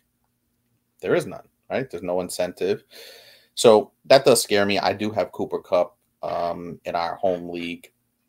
And obviously that's going into the third year. So this would be the third year he's on my team. And I considered moving him, but he is my wide receiver 2 on that team, which puts me in a position of benefit. And I've talked about this on previous shows. So, at a certain point, these guys do become a value, but you would rather take, like you said, JSN, Addison, Quentin Johnston over the long haul rather than an aging wide receiver that is coming off a significant injury. He had surgery, I believe, in the offseason, and on a team that might not be that great. Yeah, agree. Mookie said curious about Devonta Smith from a dynasty perspective. We like Devonta. Yeah, I like Devonta. He's a perfect the perfect wide receiver 2 on that team. He's got AJ Mm-hmm. Brown. I mean, he's not the same guy if he's the wide receiver 1. He kind of needs that that superstar guy across from him. Same kind of like Jordan Addison, I feel like. He wouldn't be the best if he's the wide receiver 1 on the team, but when you've got somebody across from you that can take away, Feel great about it. Yeah. take away a lot of a lot of coverages and a lot of attention. So yeah, I mean, Devonta Smith finished as a wide receiver 1 last year. So Mm-hmm. and on a team that doesn't even pass the ball a ton. So you've gotta love that. The only thing with the Eagles are, do you think, okay, was last year a kind of ceiling, or is there another kind of level that they can take, right? Or are they kind of capped where they're at, For me, I think there is another level, because that was kind of the first year that they put it all together. Do you think Jalen Hurts is going to improve as a passer even more than he did last year? So there's that. You can make that argument. You can make the argument that it was a ceiling season as well. Everything kind of just came together as one of those magical runs. But Devonta Smith is plenty damn good where he's explosive enough where he doesn't need 100 catches to be impactful in a given season.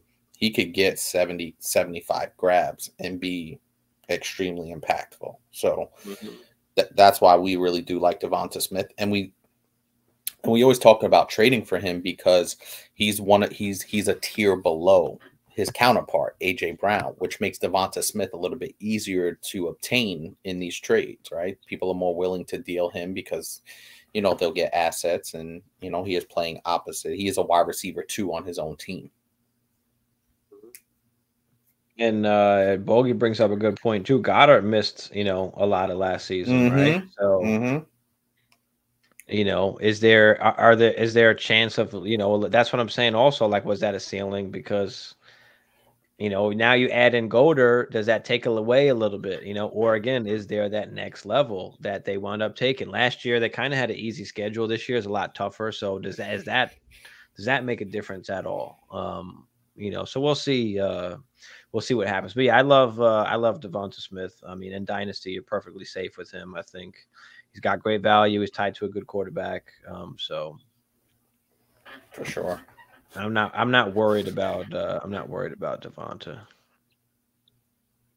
Let's go to we do wide receiver, we do running back. You have a tight end? I didn't go tight end here because I just think the position was so shallow that it wasn't. It was a little hard to say because, like I said, it is so shallow. I didn't really have a tight end to stay away from. All right, I'll give you a tight end to stay away from. George Kittle. Okay, my boy. And I know you like George Kittle. I do, but for Dynasty, I understand. Debo was hurt. Debo was hurt though, right? Don't forget last year, right? Debo did, miss time when Kittle started going ham. And the time that Debo and Ayuk and Debo were all on the field, Kittle was very much, hit or miss, right? And wasn't very consistent at all. And just at the place where he's going right now in drafts, he's going at like his ADP is like 61 right now, same range as like a DJ Moore, Pickens, McLaurin, Ayuk, Amari, Dotson, Godwin. Like, give me any of those guys over George Kittle. Okay. And I know you love him, so I know you don't like it, but no, and I'm keeping an open mind with this. And for Dynasty purposes, I'll surprise you. I actually agree to a certain extent. Now, George Kittle, I'm a little bit higher on George Kittle, especially going into this season and maybe even next season as well. Just because I know Brock Purdy is going to be the quarterback now. He played really, really well with Brock Purdy. They have a nice rapport, but George Kittle gets hurt a lot. That's what I'm saying. He gets hurt a lot, and that scares the crap out of me, which is kind of why I took in our home league, I ended up taking Michael Mayer. Well, that's the thing is why take Kittle? Why take Kittle there when you can wait and take, Njoku, Goddard, Kincaid, Freiermuth, Njoku, Evan Ingram, Sam Laporte, Cole Kmet. I mean, there's a ton of other guys that you can take way later on. or you can tear down from Kittle. You know, go after one of these other guys. You know, pick up a pick on top of it. Pick up some kind of asset on top of it. I will say this about Kittle. So I had Kittle in our home league last year, and he was very frustrating during the season. I'm not gonna lie, he was a very frustrating player to have during the season because he was constantly on the injury report. It took him a while to really get rolling, but George Kittle in the playoffs was amazing in the fantasy playoffs. So from in week 14, so in the playoffs, in the fantasy playoffs, week 15, 16, and 17, George Kittle had 5 touchdowns in 3 games in the fantasy playoffs. That's the other thing, right? He had 11 touchdowns last year. Is he going to be able to repeat that? The first 8 weeks, That's I think fair. he had like 0, right? Or what do you have?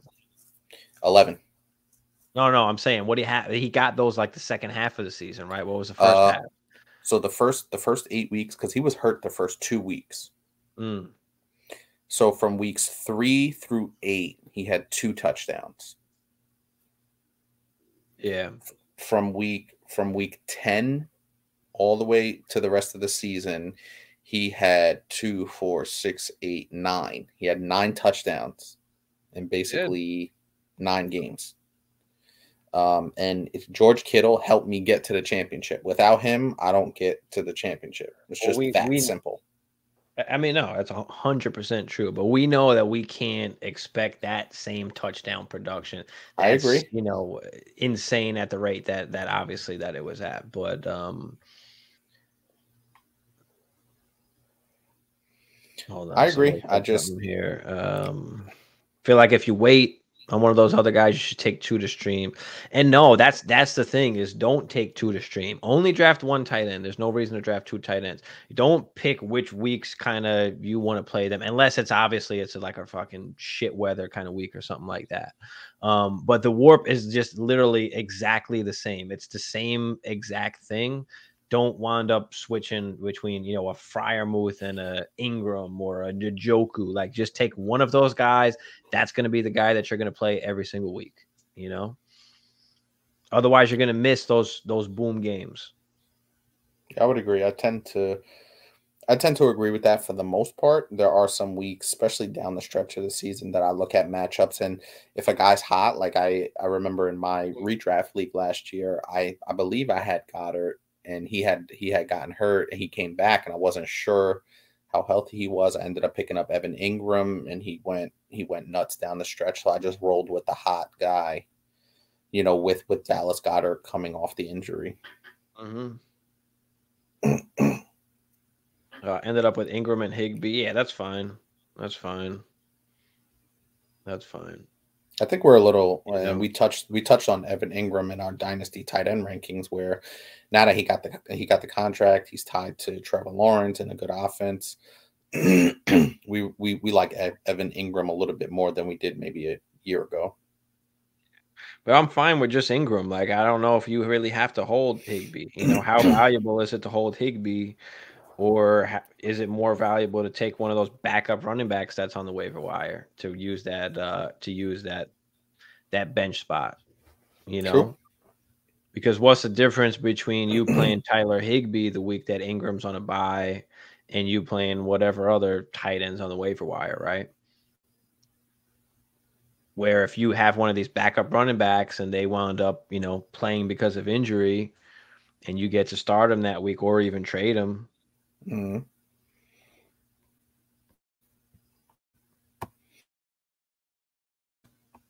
Yeah, could have went ham. There's no denying that.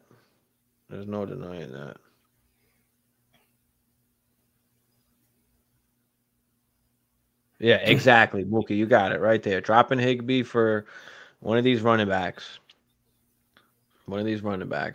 You know. Yeah, honestly, I think especially for your particular situation, Mookie, you have Evan Ingram. He's locked in there. He's their guy. Yeah, he's their guy. You're gonna play him every week. You know, you're not gonna be, you know, streaming somebody else with him. You're always gonna play him. So, you know, when the bye week comes, then on that week you can, you know, pick somebody up. All right, quarterback. Is there a quarterback that you are avoiding in Dynasty, Hammer? There actually is, and this might surprise a lot of people out there. Maybe it surprised you when I sent you over my list and my information. I'm actually avoiding Anthony Richardson, Okay. and I know, like I said, I know that might surprise a lot of people. And there's a couple of different things about Anthony Richardson that I'm not crazy about. The first one is just his accuracy. And I know there's guys out there like Josh Allen who came out inaccurate, Justin Fields, et cetera, et cetera.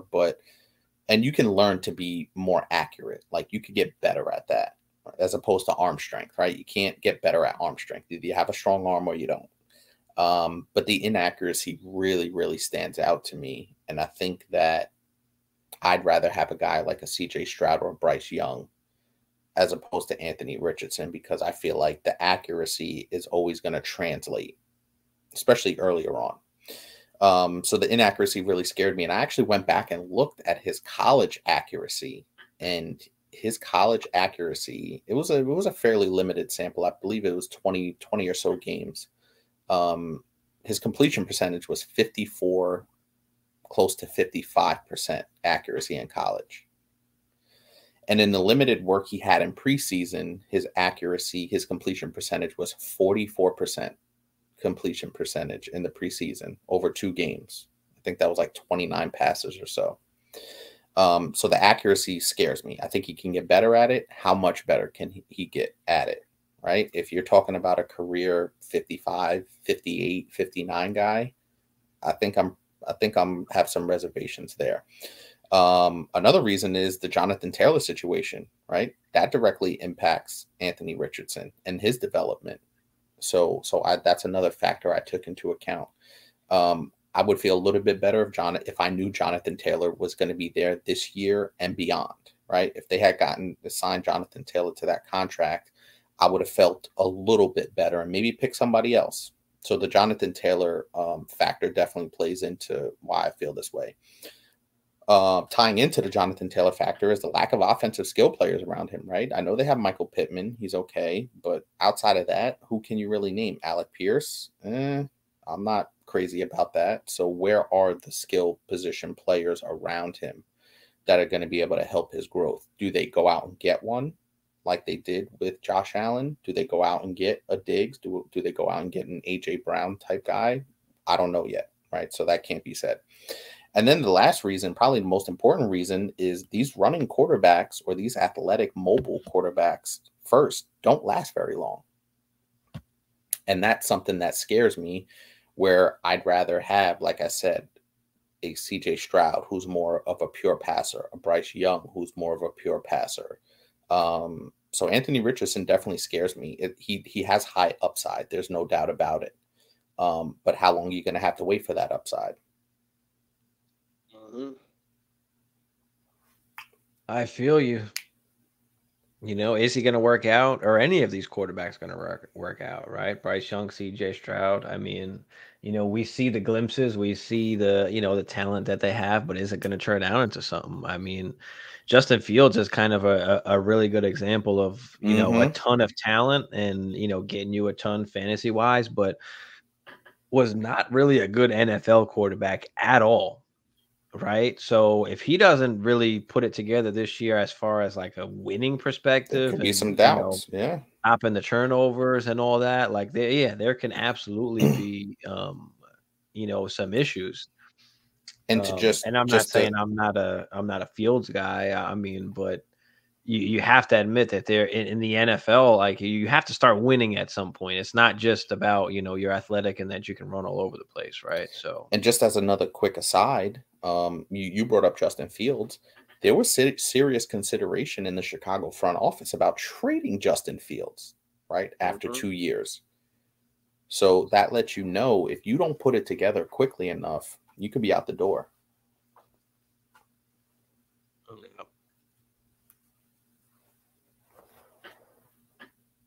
sure is for feeding the tight end. Yeah.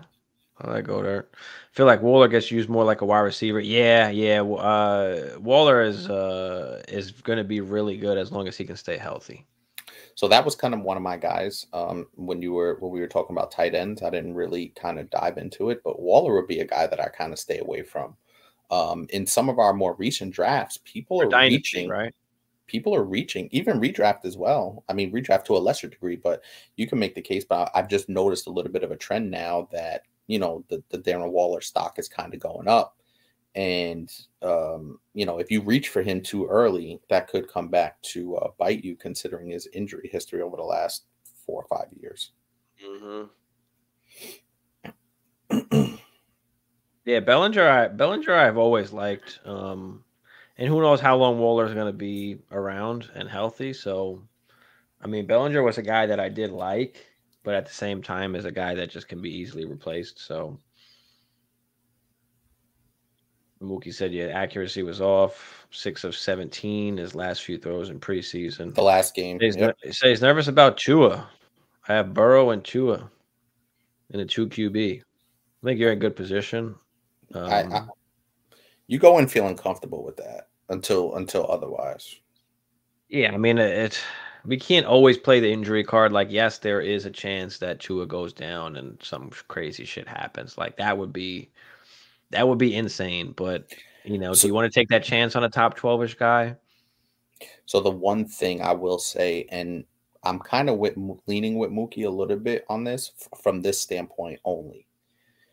The fact that we saw what happened to Tua and it became such a big deal, and the microscope that he's under now, I think that is the real concern. Not about just him getting hurt, period, but any little nick or thing or anything questionable, he's coming right out of the game. So the microscope on him is a lot more than it would be, any other player, considering what he went through last year. So to Mookie's point, I can understand why he would feel that way. True. Lance might have fucked it up for me when it comes to guys like Richardson. I get the vibe. Yeah, I mean, well, with Lance, at least it was injury. It wasn't like, bad play that he just was a bust. So I still think there's time for him, but how quickly can that happen, right? A year ago at this time, Trey Lance was probably a really high dynasty type quarterback, right? He was going to be the starting quarterback for the San Francisco 49ers, a big, young, strong, mobile guy on a really good team that went to the NFC Championship game. So it can happen that quickly. Yeah. What did Justin Fields, Lamar Jackson, and Jalen Hurts have in common? They were all missing the fantasy playoffs for us. Yeah, absolutely. It'd be like that. Absolutely. That's the risk that you take with some of these rushing, these rushing QBs. Rookie QBs are so hit and miss, a lot of hype every season. Absolutely. And that's why, we continuously tell people that if you have one of these high picks and, super flex, and if you can trade that for an established QB, you absolutely do it. I mean, I was able to buy Deshaun Watson just easily in a lot of leagues. Tua as well because of the injury concerns. But, I mean, Lamar was a guy that was available, right? People were being able to get Herbert. People were coming off of Herbert a little bit as well. So, yeah, I mean, if you can get an established guy at QB, then I'm absolutely for it. Trevor Lawrence, Zach Wilson, Trey Lance, Mac Jones, and Justin Fields. Lance and Zach Wilson are already not stars anymore. Yeah. Yeah. Now what's going to happen this year? I mean, there is no season where I think all quarterbacks panned out. So at least one of these guys are going to bust, right? I mean, if all three, the chances that all three don't bust is I think that 04 draft was kind of like an outlier where you had, but even to a lesser degree, Eli Manning, Phillip Rivers, Big Ben. And Eli Manning wasn't exactly great per se.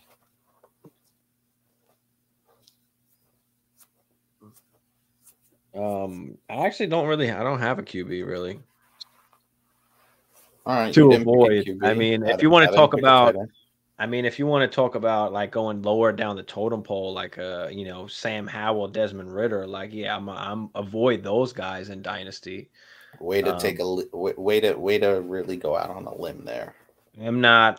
Well, because there are people that like to try and take them as their second QBs, and that's just True. a big risk because I'm telling you, 8 out of 10 times, maybe even 9 out of 10 times, that situation is not going to work out, True. and we see that all the time. So, yeah, I'm not messing with those guys. Who knows if either of those guys make it to the end of the season, right? Yeah, I think especially for those guys, I think the thing that we're most concerned about is a short leash. A short leash. Always switch subject. What about Jimmy G? Should we just put a fork in him? Is he done? I mean, I don't think As it's of right now, necessarily. no. I Yeah. don't think it's necessarily done, but I think we talked about it on the last stream. As when was the last time Jimmy G played a full season? I don't think ever. So that's the tough part about Jimmy G. I'm avoiding Jimmy G in Dynasty too. I mean, I'll take him as my QB3, yeah, sure, but I'm not trying to rely on him at all. So Jimmy G. But yeah, he's pretty much done because there's no difference between, and we talked about this on the Warp episode. If you didn't see that, go back and watch that. There's no difference between starting Jimmy G and Bailey Zappi if he winds up starting 1 week. There's literally no difference. So last time we saw Jimmy G play a full season was 2019. Played 16 games, finishes as QB 14. 3,900 yards, 27 touchdowns, 13 interceptions, not a ton on the ground. But every other year, he played 15 games in 2021, finishes as QB 17. But every other year, obviously, don't count New England. Since he's been in San Francisco, 6 games, 3 games, 16 games, 6 games, 15 and 11. Yeah, I think he is. I think Jimmy G is another one of those kind of extended injuries away from people just saying, that's it. Like, we're done. Yeah. Billy Bogey. Moogie said, yeah, that's where I have him as QB3. That's good. That's good. Traded Carr and Hubbard for Golf in a 12-team Superflex. I like that. I love Give that. me Golf. Give me Golf. It's basically a free Golf. Yeah, Jared Goff is a low-end QB1, a back-end QB1. Mm-hmm. So that is fantastic. Carr, I made the mistake of trusting Derek Carr last season, and I will not do that again. Super CNB challengers, what's up? I just finished my 10-man PPR draft. Jalen Hurts, Breece Hall, Miles Sanders, Cooper Kupp, CeeDee Lamb, Joku, DK. Might be tough for Breece early on, but I think second half he'll be okay. Cooper Kupp, I mean, we've talked about on this episode some of the things that worry us about Cooper Kupp. CeeDee Lamb, awesome. Go ahead. If you do have these are the situations where I'm okay with Cooper Kupp because you have CeeDee Lamb. So I'm okay with Cooper Kupp. Like, I'm willing to take that risk because, and I think you had mentioned this maybe an episode or two ago. If Cooper Kupp, and I don't know if this is Dynasty or redraft. Redraft. So redraft, I'm fine with Cooper Kupp this year because you have CeeDee Lamb. You could kind of translate that to Dynasty as well, where you can't have Cooper Kupp as your wide receiver 1, or you shouldn't, because if he's your wide receiver 1 and by week 10, they're 2-8, 7, and then you don't have anything else stable after that. If you have CeeDee Lamb, you're okay. You can go out and find yourself a wide receiver 2, make a trade if you need to, etc. But if you're relying on Cooper Kupp to be a wide receiver 1, you could be taking a big risk. I agree. Mookie, appreciate you. Make sure you hit that like, hit that subscribe if you haven't. Definitely appreciate that. But yeah, guys, we're about to get out of here. Throw any last questions you got in the chat. If anybody's interested in our follower Dynasty League, it's a super flex start 10. $50 a season. It's $100 up front. You're paying for the first 2 seasons through League Safe. Let us know. You can find us on Instagram, Dynasty Life Fantasy, or just comment on one of the videos on our page or something.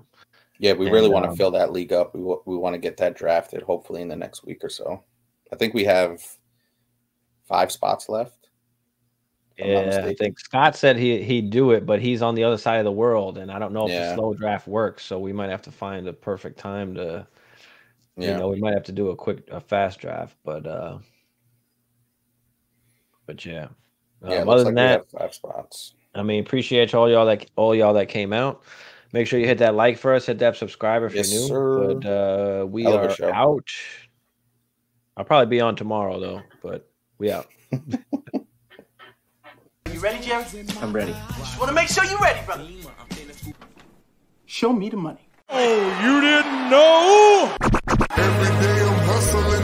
Every day I'm hustling. Every day I'm hustling. You put my shoes on, you wouldn't last a mile. Summertime, wintertime, I'm on the grind. Yeah, I got the ring, I'm the champ, I'm the genie of the lamp. This is the gift I was given, so I just live by my hustle.